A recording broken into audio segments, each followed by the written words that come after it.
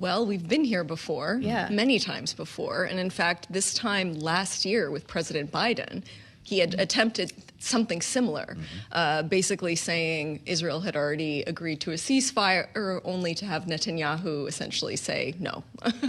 And so we're here again. And so I think it remains to be seen what's going to happen, what kind of leverage the president will actually apply to Netanyahu. But needless to say, billions of dollars in arms, diplomatic cover at the UN. I mean, the United States has a lot of leverage to bear if it wants to use it. And that's the big question. When you go back to the Biden announcement, there was a subsequent Biden announcement. Remember, everyone was back to the table on that same deal. It was, I think, a four-pronged agreement, and it began with a 60-day ceasefire. Is that still where we're starting in this conversation? I mean, unfortunately, it does seem to be where we're starting. But this time around, because we've seen so many of these temporary ceasefires, Hamas is insisting that should there be a 60-day ceasefire, that immediately talks begin to permanently end the war, which I think is somewhat reasonable given we're nearly 2 years in right now. But it does appear that that would be the starting point. Well, and how has Hamas's position been influenced by what we saw take place between Iran and the U.S. and Israel with the strikes we saw last month and now the truce that we are in? Is Hamas in a position to kind of hold a tough line here, or are they more in a position to be willing to negotiate or to acquiesce to some of the demands of the Israelis? Well, it takes one look at Gaza to see that Hamas is in a very weak position. I don't think it was getting much support from Iran anyways. I think that the critical issue was whether or not these the strikes on Iran would actually lead Netanyahu to accept some kind of ceasefire deal and, end to the war, some kind of plan for the day after, which Israel has been very reluctant to discuss in any kind of meaningful way. But Hamas has sort of always been there and willing to negotiate. And I think that, the 3 points, the 3 sticking points that we saw over the weekend was about the very controversial Gaza Humanitarian Foundation. It was about this permanent end to the war and Israeli troop withdrawals. And so these are the issues that Netanyahu has already said are unacceptable to him.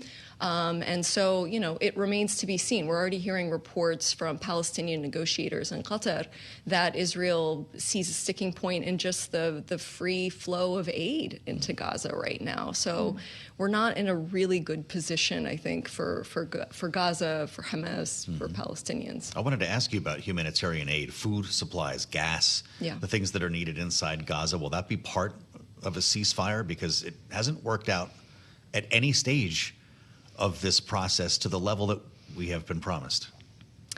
So this is the thing that I'm really looking for, right? If we can't even get this into Gaza, then I'm very pessimistic at this point. We're seeing famine-like conditions. Hundreds of food distribution points across the Strip were closed for this Gaza Humanitarian, Foundation for distribution points, where we've seen 600 people killed just trying to get aid. So if we can't even see that, I think we have a real problem here. And the one thing that I would say is President Trump doesn't like bad optics. So that might propel him forward to actually push Netanyahu maybe behind the scenes. But I won't hold my breath. Well, but to that point, Natasha, characterize their relationship right now, because especially when we saw Israel moving first on Iran, a lot of people said that was Netanyahu painting President Trump into a corner, basically acting not in conjunction with him, but ahead of him and making sure that the president was forced to go along ultimately. Is that how you kind of see this playing out right now? So the way I see it is, again, President Trump doesn't like bad optics. Gaza was bad optics. I think, U.S. stealth bombers bombing Iranian nuclear sites made him look like a strong president, made him look like he was making things happen. And now we're sort of back to square one with Gaza. And so, I think that whatever we see in the days and weeks ahead, I think for both Netanyahu and for Trump, focusing on Iran is better for them politically, domestically, internationally, et cetera. But at the end of the day, they're going to have to find some kind of resolution to this war in Gaza.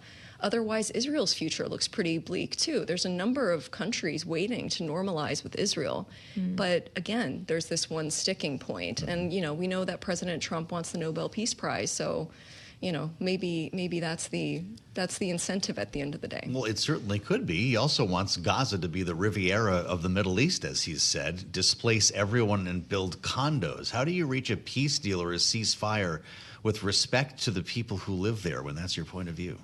I mean, this is the big question beyond that 60-day ceasefire, and I think that's why Hamas wants to talk about that. Because we did see reports earlier last week that there was some kind of consulting sort of assessment that dictated that anyone who was displaced, about 500,000 people from Gaza out of 2 million, would get about $9,000 per person. So, I mean, this is a serious thing that's been on the table and continues to be on the table. So, I mean, that also needs to be worked out. Well, the White House press secretary, Caroline Leavitt, actually just addressed that question in the briefing. She says President Trump never mentioned a takeover of Gaza, but just rebuilding. So I guess perhaps it depends on how you're characterizing the Riviera of, what did he say? Riviera of the Middle East? The Middle East, I think was the idea. Here. Finally, Natasha, we just have a minute left, but how heavily do you expect the question of Iran's outstanding nuclear capabilities to feature into their conversation tonight? I think this is what Netanyahu wants to prioritize in this meeting. He wants to talk about the wins, but he also wants guarantees from the United States that if they have any kind of intelligence that Iran has continued its nuclear program covertly, that the United States will be there for them if they want to attack again. And maybe that could get Trump across the ceasefire line with Netanyahu in Gaza. But I think, again, remains to be seen because this president has not been patient with peace deals either in Ukraine or Gaza or elsewhere. So the devil will be in the details. That's right.